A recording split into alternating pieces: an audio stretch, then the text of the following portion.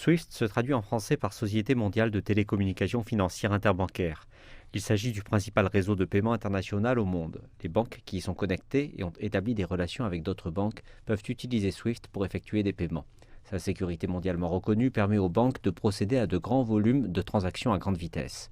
Fondée dans les années 1970, SWIFT est une société coopérative entre plusieurs institutions bancaires.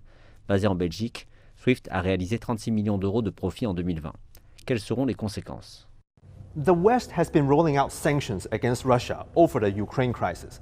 L'Occident a adopté des sanctions contre la Russie suite à la crise ukrainienne. Parmi elles, il y a ce que les analystes appellent une option nucléaire financière, une mesure qui, selon les responsables gouvernementaux russes en 2014, s'apparenterait à une déclaration de guerre, interdire aux banques russes d'accéder au système bancaire mondial, SWIFT. Pour comprendre le pouvoir de SWIFT, nous devons d'abord comprendre ce dont il s'agit. SWIFT, acronyme de Society for Worldwide Interbank Financial Telecommunication, est le réseau de messagerie dominant qui connecte plus de 10 000 institutions financières dans le monde. Elle l'utilise pour envoyer et recevoir des messages sécurisés et des ordres de paiement. La majorité des transactions sont effectuées en dollars américains, la monnaie de réserve mondiale. Donc si vous avez ces importantes transactions, à l'heure actuelle, il n'y a pas d'autre alternative. Cela doit être réglé par de grandes institutions financières. Et toutes les institutions financières utilisent SWIFT.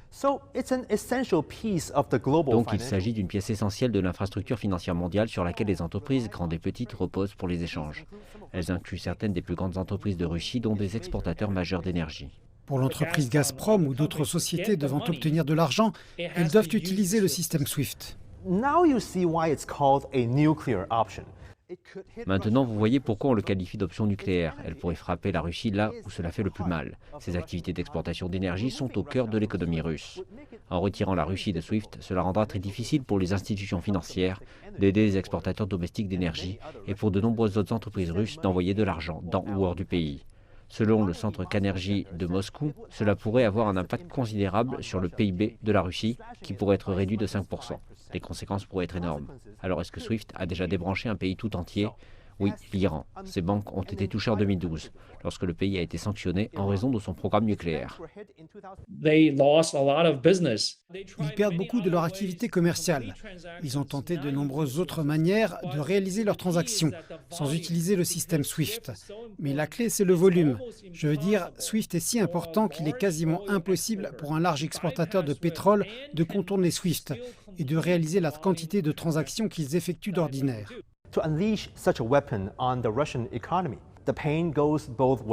Pour lâcher une telle arme sur l'économie russe, la douleur va dans les deux sens. Des députés russes de haut niveau ont déclaré que les expéditions de pétrole, de gaz et de métaux vers l'Europe stopperaient si SWIFT débranchait la Russie. Cela ressemble autant à une menace qu'à une déclaration de fait. Les exportations d'énergie russes seront sensiblement arrêtées. Ce n'est pas comme si la Russie n'avait pas remarqué l'épée qui pend au-dessus de sa tête depuis déjà plusieurs années. Après sa dernière confrontation avec l'Ukraine en 2014, la Russie a commencé à développer son propre système de paiement financier, le SPFS. En fait, il existe déjà un certain nombre d'alternatives à SWIFT, ce qui a incité certains analystes à réfléchir si l'exclusion de la Russie du système SWIFT pourrait au final aider les systèmes non dominés par le dollar américain. Cela pourrait-il se retourner contre la suprématie du dollar? Mais d'autres ne sont pas aussi dramatiques. Je ne pense pas que le volume de ce système soit comparable à celui obtenu avec SWIFT.